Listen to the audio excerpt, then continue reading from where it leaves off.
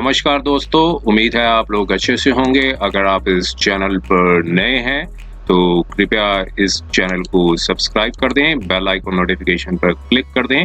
और वीडियो को like and share जरूर कर दें ताकि समय समय पर आपके समक्ष और भी बेहतरीन वीडियोस बनाने का हमें मौका मिलता रहे। दोस्तों, मैं आपके समक्ष एक जजमेंट लेकर आया हूं जो कि केरला हाई कोर्ट की द्वारा दी गई क्रिमिनल अपील नंबर 56 ऑफ 2023 की ये जजमेंट है, जो कि 22 मार्च 2023 की ये जजमेंट है। ये एक 341 सीआरपीसी मींस क्रिमिनल अपील के अंदर डाली गई है। 341 सीआरपीसी के अंदर जो वाइफ ने अपील फाइल की थी, क्योंकि फैमिली कोर्ट में जो डायरेक्शंस दी गए थे कि जो हस्बैंड को डायरेक्शन दिए थे कि वाइफ के अगेंस्ट वो 340 सीआरपीसी की प्रोसीडिंग स्टार्ट करें। तो ये जजमेंट जो है, इसके कंटेंट्स हैं और लीगल एस्पेक्ट्स हैं, आप इसको देखें और उसी हिसाब से अगर कोई आप केस आपका संबंध मतलब रिलेटेड केस अगर कोई है तो आप उसका आउटकम क्या होंगे, ये जजमेंट के जो फैक्ट्स हैं वो किस तरह से एप्लीकेबल हो सकते हैं, ये आप इस वीडियो के माध्यम से आप समझ सकेंगे। तो उम्मीद है इस जजमेंट को आप डीपली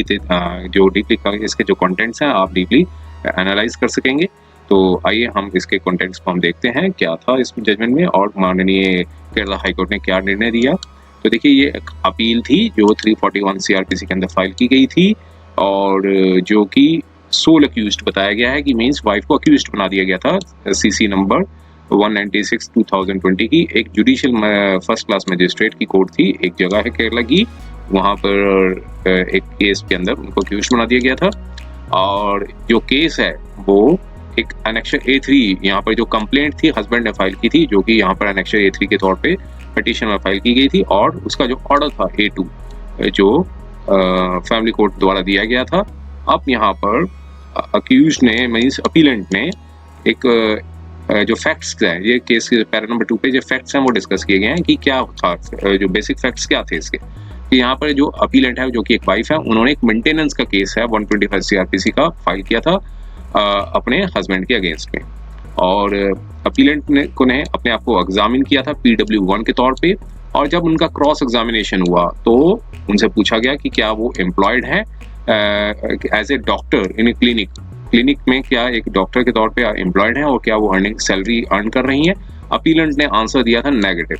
तो उन्होंने क्लेम किया था कि उनके पास कोई वो नहीं है, सोर्स नहीं है कि वो मेंटेन कर सके। और फिर जो प्रोप्राइटर थे जिस जगह का नाम बताया गया, उनको भी एग्जामिन किया गया था, जहां वो जो इस क्लिनिक का बताया गया उनको भी एग्जामिन किया गया था।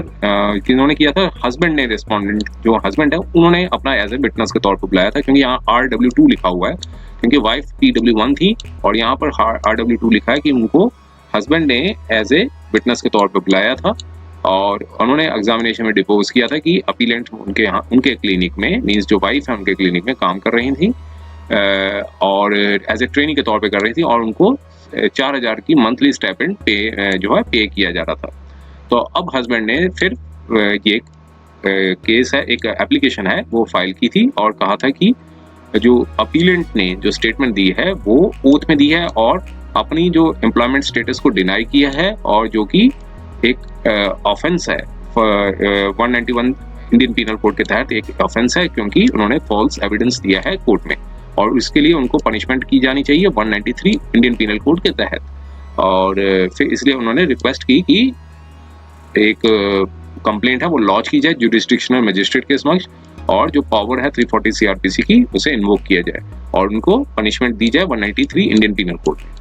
और कंप्लेंट के बेसिस पे लर्नड फैमिली कोर्ट ने पाया कि जो ऑफेंस है, अपीलेंट ने ऑफेंस कमिट किया है, और एक ऑफेंस है जो कि मेंशन किया गया है सेक्शन 195 सब पार्ट 1 सब पार्ट B सब पार्ट I ऑफ सीआरपीसी, और इसलिए ये ओपिनियन दिया कि ये expedient of in the interest of justice के तौर पे उनकी एक इंक्वायरी की जाए। और फिर उसके बेसिस पे मतलब जो RW2 ने जो एविडेंस दिया था उनको कंसिडर करते हुए, और एग्जिबिट B4 अटेंडेंस जो रजिस्टर था जो कि मेंटेन किया गया था क्लिनिक में, कोर्ट ने कंक्लूड किया कि मटेरियल्स जो ऑन रिकॉर्ड है उनमें प्राइम फेशिया पता चलता है कि अपीलेंट ने ओथ के अंदर एक फॉल्स स्टेटमेंट दी है और इसलिए जो ऑफेंस है वो सेक्शन 193 इंडियन पिनल कोड का वो बनता है, और एक्शन जो है 340 सीआरपीसी की प्रोसीडिंग्स जो है एक्शन जो है वो उनको पर लेना पड़ेगा। और फिर जो एप्लीकेशन थी वो उसको अलाउ कर दिया, एमपी नंबर सो थे उसको अलाउ कर दिया, जो कि और as per annexure A2 order जो अलाउ किया गया था, एक ऑर्डर दिया गया था, वो उसको यहाँ पर जो वाइफ ने जो अपील फाइल किया उसको एनेक्शर A2 बनाया है और ऑर्डर था। और फिर डायरेक्शन दी थे उसमें कि कंप्लेंट जो है अपीलेंट के अगेंस्ट में लॉ मतलब स्टार्ट की जाए अंडर 340 सीआरपीसी में बिफोर जुरिस्डिक्शनल मजिस्ट्रेट। उस ऑर्डर के बेसिस पे कंप्लेंट थी A3, जो कंप्लेंट थी वो फाइल की गई थी जुडिशियल मजिस्ट्रेट की कोर्ट में, और जो कि केस का नंबर सो एंड सो बना था। फिर उसके बेसिस पे अपील जो मेमोरेंडम फाइल किया, मींस अपीलेंट ने आगे अपील फाइल की और कहा कि एनेक्शर A3 जो कंप्लेंट है वो मेंटेनेबल नहीं है जो हस्बैंड ने फाइल किया, क्योंकि वो opposed of the facts and circumstances के अगेंस्ट पे है। तो जो इंक्वायरी जो बताई गई थी, कंडक्ट की गई है फैमिली कोर्ट ने, वो बिना मटेरियल्स को कंसीडर ऑन रिकॉर्ड में जो मटेरियल्स थे उनको कंसीडर नहीं किया और प्रॉपर प्रोस्पेक्टस में नहीं देखा, और इसकी वजह से एक मिसकैरेज ऑफ जस्टिस हुआ। तो मीन्स उन्होंने अपनी कंटेंशन ली और काउंसिल अपीलेंट ने अपनी जो है, और फिर जो पब्लिक प्रोसिक्यूटर थे उन्होंने भी अपनी कंटेंशन ली। अब यहाँ पर कोर्ट ने अपना ओपिनियन दिया कि PW1 ने एक प्रोसीडिंग स्टार्ट की थी 125 सीआरपीसी की बिफोर फैमिली कोर्ट में। अब क्रॉस एग्जामिनेशन में उनसे पूछा गया कि आप डॉक्टर हैं सो एंड सो क्लिनिक में, और जो by doctor name so and so, तो रिस्पोंडेंट ने कहा कि आप you are working as a doctor so and so. तो रिस्पोंडेंट ने कहा कि और फिर रिस्पोंडेंट ने फर्दर कहा कि आप विलफुली बता नहीं रही हो, मतलब काम नहीं कर रही हो बेस्ट ऑफ द अपॉर्चुनिटीज पे। तो फिर क्वेश्चन ये पूछा गया कि फिर उन्होंने आंसर ये दिया कि मैं अपना कैरियर जो है, अपीलेंट ने आंसर दिया कि मैं अपना एज ए कैरियर के तौर पे डेवलप कर रही हूँ और I am preparing for specialisation examination जो ओवरसीज में है उसकी उनकी प्रिपरेशन कर रही है। और क्वेश्चन जो थे वो यहाँ पे बताया कि जो आंसर जो दिए गए थे वो परजुरी का जो है वो अट्रैक्ट होते थे, इसलिए एक्शन 340 सीआरपीसी में लेने को कहा गया, और 340 के सीआरपीसी के जो प्रोविजंस हैं वो अट्रैक्ट होते हैं। तो यहाँ पर एक देखिए उसमें ये आंसर पहले लिखा गया है। हाँ जी, ये क्वेश्चन ये पूछा गया था कि रिस्पोंडेंट सेज कि आपने एक डॉक्टर के तौर पे एक क्लिनिक है वो में काम कर रही हैं और आप सैलरी अर्न कर रही हैं। तो उन्होंने रिस्पोंडेंट ने आंसर दिया था कि इट्स फॉल्स। यहाँ पर देखिए इन्होंने फॉल्स बताया था। फिर रिस्पोंडेंट ने पूछा था कि आप विलफुली काम नहीं कर रही हैं, आपकी बेस्ट अपॉर्चुनिटीज अवेलेबल हो रही हैं। तो फिर यहाँ पर रिस्पोंडेंट ने कहा था कि मैं अपना कैरियर जो है वो डेवलप कर रही हूँ और प्रिपेयरिंग कर रही हूँ स्पेशलाइजेशन एग्जामिनेशन ओवरसीज पे। तो अब इसके बेसिस पे 340 सीआरपीसी के प्रोसीडिंग्स को जो स्टार्ट की गई थी। अब कोर्ट ने 340 सीआरपीसी के प्रोविजंस को एनालाइज किया, प्रोसीजर क्या होता है वो जो पूरा सेक्शन है 340 का वो उसको पूरा रिप्रोड्यूस किया, और 195 सीआरपीसी का भी प्रोविजन है जो कि कहता है कि जो प्रोसिक्यूशन जो है for the contempt of the lawful authority servants for the offences against public justice and for the offences related to documents in the evidences। तो जो प्रोविजंस हैं उसको डिस्कस किया इसमें, क्योंकि 195 सीआरपीसी के अंदर एक बार है कि कोई भी दूसरी कोर्ट वो इनिशिएट नहीं कर सकती अगर कोई भी उस जो ऑफेंस हुआ हो in relation to that proceedings of the court पे, तो दूसरी कोर्ट है वो बार नहीं ले सकती, सिर्फ उसी कोर्ट के पास जो है वो पावर होगी वो अपने एक्शन ले सके। अभी इसके बेसिस पे जो सेक्शन 340 सीआरपीसी 195 सीआरपीसी के बेसिस पे उन्होंने कोर्ट ने एनालाइज किया, और फिर कॉन्स्टिट्यूशनल बेंच की एक जजमेंट थी इकबाल सिंह मरवा वर्सेस मीनाक्षी मरवा की जजमेंट को भी एनालाइज किया, और फिर इसके बाद एक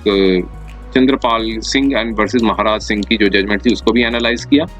अब उसके जो कंटेंट्स के देखने के बाद कोर्ट ने कहा कि जो प्रिंसिपल्स थे चंद्रपाल सिंह के, तो उसमें क्या था कि उसमें एक एडवोकेट था, वो उसने दोनों केस लूज कर दिए थे रेंट कंट्रोल प्रोसीडिंग्स के। उसके बाद उसने एक क्रिमिनल कोर्ट में 340 सीआरपीसी की प्रोसीडिंग स्टार्ट मतलब एक कंप्लेंट फाइल की थी। तो कोर्ट ने कहा था कि कंडक्ट है कंप्लेनेंट का वो एक स्पोक करता है कि मतलब एक लिटिगेशन ऑलरेडी पेंडिंग है वो कई सालों से तो इस दौरान की क्रिमिनल कोर्ट के में एक और एप्लीकेशन लगाना और जो इन्वोक करना जुरिस्डिक्शन को एक abuse process of the court होगा। तो इसके बेसिस पे और अब सारे कोर्ट ने सारे जजमेंट्स थी उसको एनालाइज करने के बाद, कंसिडर करने के बाद अब कोर्ट ने पाया कि 340 सीआरपीसी की जो प्रोसीडिंग एक्शन है वो लिया जा सकता है अगर मटेरियल्स कोर्ट के समक्ष रखे गए हो, जो प्राइम फेशियल केस बनता हो, और बी पोर्शन जो है जो बी सब part 1 of subsection 1 of 195 CrPC का बनता हो। और इस सेकंड पार्ट ये था कि अगर expedient in the interest of justice हो कि इंक्वायरी जो है वो की जानी चाहिए जो भी अलेज्ड ऑफेंस बताया गया है उसके ऊपर। तो ये सारे जजमेंट्स के बाद कोर्ट ने मतलब कंसिडर किया कि एनेक्शर A2 का जो ऑर्डर था, यहाँ पर कोर्ट ने कहा कि लर्न फैमिली कोर्ट ने अपने जो कंक्लूजन पे जो है ये अराइव नहीं हुई कि ये एक्सपीडिएंट है इन द इंटरेस्ट ऑफ जस्टिस की इंक्वायरी होनी चाहिए एज अलेज्ड ऑफेंस, क्योंकि यहाँ पर एक डिलिबरेट और कॉन्शियस एफर्ट है, ये वो किया गया है कि कोर्ट को मिसगाइड करने के लिए और इंटरफेयर करने के लिए, कि जो एडमिनिस्ट्रेशन ऑफ जस्टिस को इंटरफेयर करने के लिए। तो यहाँ पर एक चंद्रपाल सिंह की जजमेंट थी, उन्होंने जो कंसिडर किया और कहा कि day to day in day out में गवर्नमेंट्स हैं वो कोर्ट में दी जाती हैं, पार्टीज जो है अपने कोर्ट में अपनी स्टेटमेंट मतलब देती हैं और सब कुछ को एक्सेप्ट कर लिया जाता है और कुछ को रिजेक्ट कर लिया जाता है। अगर सारी इन सब केसेस में अगर प्रोसीडिंग्स ऑफ प्रेजुरी है वो फाइल की जाए तो क्या होगा कि not only it will open up the flood gates of the litigations, तो इस तरह की जो लिटिगेशंस के जो फ्लड गेट्स हैं वो ओपन हो जाएंगे, और